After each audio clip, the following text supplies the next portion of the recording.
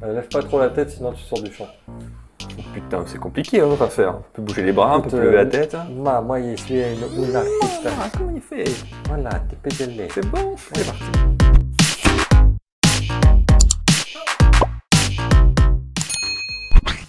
Eh bien salut à tous, bienvenue dans cette nouvelle vidéo. Aujourd'hui on se retrouve pour une vidéo un peu spéciale, nous allons vous présenter une nouvelle espèce. Alors vous voyez, je suis dans un endroit un peu exigu, alors je vais plus trop pouvoir bouger les mains, mais vous inquiétez pas, elles seront quand même là. Aujourd'hui on va parler d'une espèce hyper connue, que vous êtes nombreux à nous demander, que vous êtes nombreux à nous commander. Aujourd'hui on va parler des Geocesarma.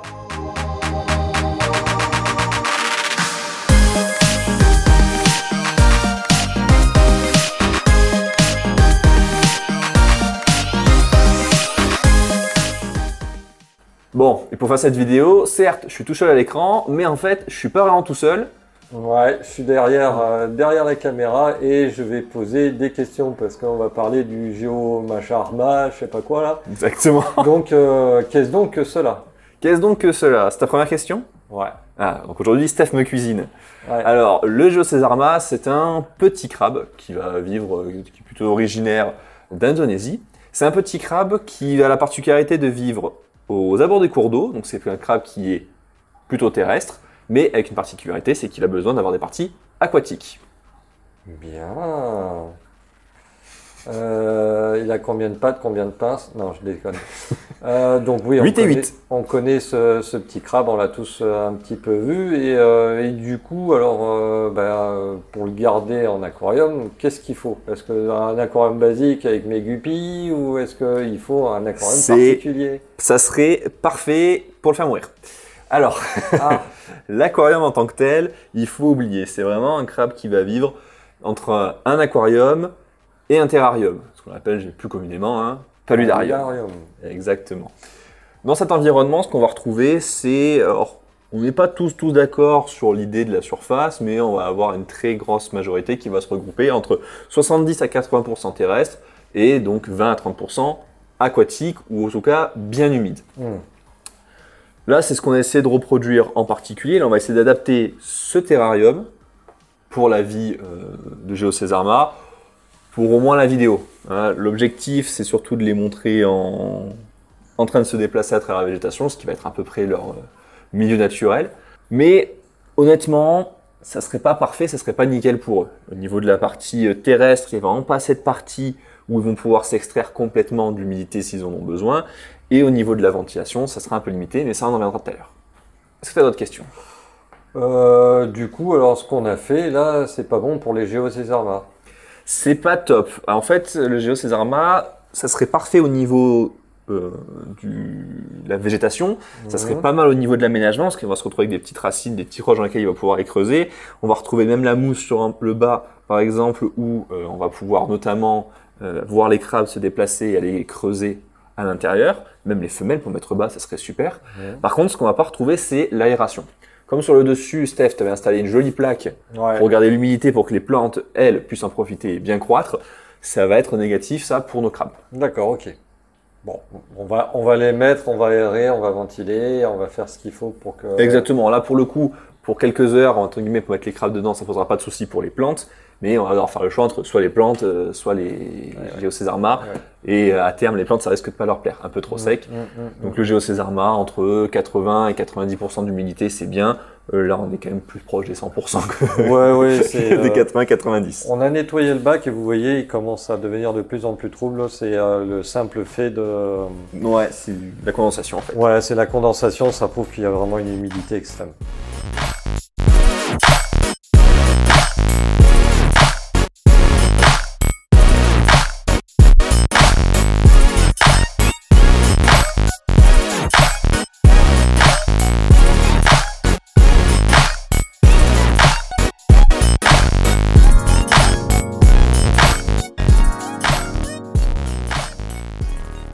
Donc en fait, mon couvercle ça pourrait aller si je mettais une brumisation.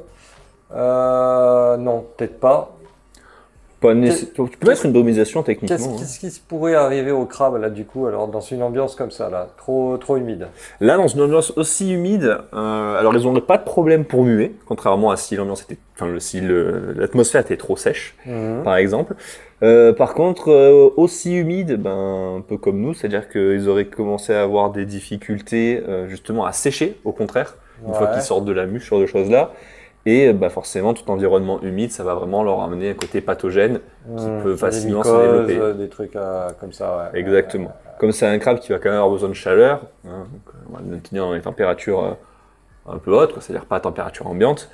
Chaleur, humidité, et souvent, ouais, c'est un indice pour un bon développement bien pathogène comme il faut et que ça leur plaise beaucoup moins. Alors, du coup, bon, il faudrait que les gens se réfèrent à la construction du palu pour voir un petit peu ce qu'on a fait. Oui. Par contre, derrière, qu'est-ce qu'on a rajouté? Puisque tu parles de chaleur. Alors nous, on a rajouté, donc c'est pour ça que non, il est légèrement surélevé, Voilà. ce petit aquapaludarium. On a rajouté un petit chauffage sur le dessous pour vraiment venir maintenir, voilà, un tapis chauffant qui va venir maintenir la température au niveau de l'eau en dessous et donc au niveau du terrarium également sur l'ensemble de la zone, ce qui est vraiment pas mal. Alors, ce qui fait même du bien aux plantes d'ailleurs. Hein. Est-ce que tu pourrais nous donner justement les paramètres de maintenance de ces bestioles? Ouais, alors les paramètres de maintenance de ces bestioles. Donc déjà, c'est des bestioles que vous allez retrouver qui sont pas extrêmement difficiles à maintenir à partir du moment où vous avez les bons paramètres. Alors les bons paramètres, ça va dépendre de plusieurs facteurs. Il faut savoir que les Gyocésarma, c'est quand même une très grande famille. J'exagère peut-être un tout petit peu, mais il y en a pas mal. Il y a plein de variantes, plein de couleurs qui sont différentes. Donc de localités différentes. Donc de localités différentes qui vont forcément avoir des paramètres qui vont pas être exactement les mêmes. Mais généralement, on va retrouver des paramètres assez similaires, c'est-à-dire légèrement acide à neutre au niveau de l'eau. Température entre 22 et 28, idéalement entre 24 et 26. C'est très bien. Humidité entre 80 et 90 en fonction de la journée et de la nuit. Mais ventilé. Ça marche très bien, mais par contre, très important, la ventilation. Voilà, très bien. Ok. Point chaud, des trucs comme ça, un peu comme les reptiles ou non, pas de nécessité absolue. C'est toujours sympa de le proposer pour qu'il puisse se thermoréguler s'il en a besoin. Mais voilà, si vous avez un côté du terrarium à 25 et l'autre côté à 23, c'est impeccable. Ouais. Après, il y a une autre particularité. Je crois qu'ils aiment bien un peu creuser. Ils aiment bien un peu creuser. Donc nous, on a mis les billes d'argile, c'est pas terrible, ils pourraient effectivement aller se faufiler sous les racines, sous la mousse. Ils vont pouvoir mais c'est surtout la mousse qui pourrait les intéresser à cet endroit pour vraiment faire des petits tunnels. C'est notamment important pour les femelles pour aller mettre bas. D'accord. Quel sol idéal tu conseillerais toi? Moi, je mélangerais quelque chose un peu sableux, mais qui soit pas trop compact. Donc idéalement, quelque chose un peu mélangé sable et coco par exemple. Ce genre de choses là, ça fait des bons mélanges qui sont quand même suffisamment compacts pour que le crabe, quand il creuse, ça s'effondre pas sur lui, mais que ça reste quand même creusable pour lui assez facilement, même s'ils ont des bonnes pattes pour faire ça. On mettrait peut-être du sol technique, de la tourbe blonde ou c'est trop acide? On peut mettre du sol technique, mais faire attention de ne pas descendre en dessous de pH 6, donc pas trop bas non plus. En fonction des sols techniques, c'est faisable. D'accord. Ça mange quoi? Alors, ça mange quoi? Il faut savoir que c'est un omnivore. Donc, le premier avantage, c'est que si vous mettez dans des paludariums comme celui-ci qui est bien planté, ils vont vous faire effet jardinier, c'est impeccable.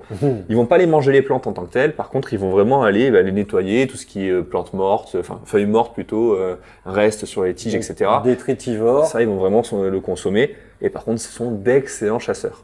Okay. Donc, vous mettez un petit grillon à l'intérieur, ils le cartonnent. S'il n'y a pas beaucoup de profondeur et que vous voulez les associer avec des crevettes, ça risque. Pareil, les petits poissons. Il y en a qui le font, ça se passe très bien. Et il y en a qui le font et ça les nourrit très bien. D'accord, oui, on peut leur donner aussi de la nourriture inerte, des petits et ça mange parfaitement, c'est vraiment opportuniste, des trétivores, mais très bon chasseur. Des machins comme ça. Ouais, okay. ça, ils adorent. Donc ça, par contre, il faut mettre ça en coupelle, que ça soit pas en contact avec le sol et l'humidité. C'est mieux. C'est mieux. En fait, il y aura déjà l'humidité ambiante qui va venir ramollir donc naturellement les granulés et tout ça, voilà, donc ils vont pouvoir les consommer. C'est un crabe qui va surtout être actif la nuit, donc si vous le nourrissez en fin de journée, ça aura quand même le temps de bien s'imbiber. Et donc lui va venir s'alimenter. Et pareil, tout ce qui est chaleur plus eau, on a dit, ça pourrit plus vite. Donc on retire les aliments le lendemain matin si c'est pas entièrement consommé. Et après, un petit point d'eau. Oui. Une petite flaque, une coupelle, un truc. Pas besoin de grand chose. Voilà. Vraiment un truc pas très profond dans lequel ils peuvent se déplacer. Et surtout venir s'hydrater. En fait, ils viennent surtout boire là-dedans, j'ai l'impression de ce que j'ai observé. En partie, en fait, ils vont surtout faire vraiment un peu comme toutes les invertébrés qui vivent en eau. Ils vont vraiment venir se mouiller les muqueuses pour pouvoir continuer à consommer leur oxygène. D'accord. Bon, là, nous, on a une petite cascade qui se voit pas comme ça, mais en fond, on a le petit réservoir d'eau avec la pompe dedans. la pompe qui va pas les aspirer. Donc Oui, non, on remplit, elle est pas violente. on remplit les conditions de ce côté-là. C'est Oui. juste la ventilation. C'est ça. Donc il faudra un brumisateur et puis avec une grille au-dessus et puis après ça pourrait aller. Bon, il y aurait On pourrait s'en arranger, oui. ouais, il y aurait pas ce côté galerie, mais avec la mousse et tout, les femelles seraient certainement à l'abri. Ah oui, il y aurait de quoi s'abriter, non pas dans le sol, mais dans les racines qui sont derrière. Il y a un environnement absolument fou D'accord. que tu nous as créé. Qu'est-ce que tu verrais de plus à dire dessus? C'est important de dire, je pense, une chose qui pour moi est assez importante. Il faut savoir que c'est un crabe qui est arrivé, alors j'allais dire dans la littérature, qui est arrivé dans le monde de l'aquariophilie de manière vraiment bien présente depuis le milieu des années 2000. Ouais, Donc c'est un crabe qui a été importé de manière massive. massive, puisque forcément ça plaisait. Donc il faut vraiment faire idéalement quand même attention à ce genre d'import, que ce soit des maintenances qui soient adaptées à ce genre de crabe, que ce soit pas entre guillemets du prélèvement sauvage qui est détruit la nature juste pour le fait de les mettre dans un aquarium pour les faire mourir, c'est affreux. Qui plus est, maintenant il y a beaucoup de fournisseurs qui sont capables de les élever et de les reproduire en captivité. Donc favoriser ce genre de choses-là. Nous, c'est le cas pour la plupart de nos espèces. D'accord. Si je mets deux mâles dans le même bac, qu'est-ce qui se passe? Ça va dépendre de la superficie. En fait, s'ils sont vraiment trop à étroit et qu'ils ont besoin comment ça s'appelle, de vraiment marquer leur territoire, parce que c'est leur pierre ou c'est leur racine, et s'il n'y en a pas une deuxième sur laquelle l'autre mâle va pouvoir aller se mettre, il y a des risques quand même de territorialité qui est assez forte. D'accord. Donc toi, tu conseilles plutôt par couple. Même pas nécessairement, vraiment adapter le nombre d'individus par rapport à la superficie du bac, tout en sachant que si vous en mettez un peu moins par rapport à la superficie, il y a de fortes chances d'avoir des reproductions. Vous avez des reproductions idéalement 2 fois par an pour une femelle, c'est la moyenne qu'on va observer, et ça peut être assez prolifique, hein. On parle de 40 à 60 petits par portée. Dans un 70 litres comme celui-ci, t'en mettrais combien? Moi je partirais sur une population légèrement plus faible, comme j'ai dit, pour vraiment favoriser la reproduction. J'en mettrais un petit groupe de 5-6 individus pour que ce soit quand même sympa à observer, et tout en restant dans un groupe assez faible. Ok, c'est cool. Et on pourrait mélanger par exemple les différentes espèces dans ce groupe? On Ou peut complètement le faudrait, faire, mais par contre attention, dès que vous les mélangez, il y a des risques d'hybridation. Et là, forcément, tout ce qui est risque d'hybridation, les puristes vont avoir tendance à vous taper sur les doigts. C'est sûr que c'est pas cool. Si on peut favoriser de garder une génétique qui est propre à l'espèce, plutôt que de la mélanger avec des sous-espèces et avoir des petits qui peuvent être à terme mélangés et mal identifiés, qui peuvent poser problème. Ouais. Ok. Quoi dire de plus? Quoi dire de plus? Pas grand-chose, hein. On a fait à peu près le tour. C'est un petit crabe qui va faire entre 2 et 3 cm. Ça vit la nuit, c'est omnivore, mais ça a quand même une bonne tendance carnivore et c'est un très bon chasseur. Il faut faire attention que ce ne soit pas un environnement trop serré, il faut avoir des bons paramètres. Ça se reproduit en aquarium par utérium si vous voulez sauter à la maison, donc ça peut faire des beaux projets. Quelque chose de très planté, de très dense, c'est top. La mousse, c'est le nec plus ultra du Geocesarma. Un petit point d'eau. Voilà, je pense qu'on a dit la plupart des informations nécessaires à la maintenance de ce crabe. Et je vais faire vraiment mon débile, mais si ça vit la nuit, pourquoi on met ça? Est-ce qu'on va les voir en journée? Oui, ça reste quand même actif même la journée, surtout s'ils sont en sécurité. En fait, le mode de vie nocturne de beaucoup d'espèces, c'est vraiment ce côté, je suis tout petit, donc si je sors la nuit, j'ai moins de chances de me faire manger. Bon, dans un terrarium, une fois qu'ils ont pris la confiance et qu'ils ont bien compris que personne ne viendrait les consommer, vous les verrez même la journée. Un terra bien planté comme celui-ci, il y a de grandes chances qu'on les voit se balader toute la journée parce qu'ils se sentiront en sécurité. Dès qu'on va approcher, ils vont se planquer, et puis si on attend un petit peu, ils repartent. Exactement. Ouais, c'est ça, en fait, c'est vraiment hyper intéressant.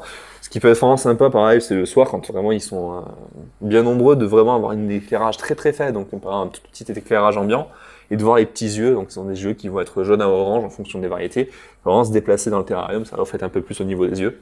C'est rigolo à observer. Un petit éclairage bleu, là, discret, et puis... ouais, discret, ou en dehors même du... Ouais, franchement, la forme et le comportement, ça se prête vraiment bien au côté alien. Bon, c'est cool. Alors, comment on reconnaît le papa de la maman? Chez les Geocesarma, si vous retournez le crabe, chez le mâle, vous allez retrouver une petite encoche, plutôt en forme triangulaire, et chez la femelle, quelque chose de beaucoup plus rond et beaucoup plus grand, ce qui permettra notamment à la femelle de conserver les œufs sous son plastron. Alors, donc, c'est la queue. Parce qu'en fait, un crabe, c'est comme une crevette avec une queue, mais qui est complètement repliée sur la carapace. Pour être mieux protégé, ouais.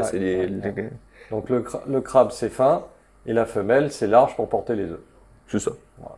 Très bien, ouais, c'est facile. C'est encore plus facile que chez la crevette. On voit vraiment, la femelle, elle a vraiment gardé un côté hyper, Ouais, hyper ouvert, là où sûr. le mâle, c'est vraiment hyper fin. Le dimorphisme. Et puis les mâles matures ont des pinces un petit peu plus grosses. Alors peut-être pas sur le géo, sur d'autres crabes, oui, Ça sur peut le se trouver. Diogenes. Puis pareil, le mâle est surtout beaucoup plus coloré. C'est Ouais, important de rappeler ça. ouais. Ok, bon, c'est cool. Bon, bah, merci pour ces petites précisions. Et Avec puis, grand plaisir, Steph. Et puis, on va faire quelques petits plans de coupe pour intégrer On ça va à se la régaler. vidéo. Vous allez avoir plein les yeux, vous allez vous régaler. Ouais, super. C'est Nous moi aussi. qui vais les faire et je vais me régaler. Voilà, et bien encore une fois, merci d'avoir été avec nous, merci d'avoir regardé cette vidéo. J'espère qu'elle vous a plu, que vous en avez appris un peu plus, et surtout que vous avez pu en prendre plein les yeux. Nous, on se dit à la semaine prochaine. À la semaine prochaine, Zef. Allez, Allez, chiche. ciao tout le monde, Ciao, et à ciao. bientôt.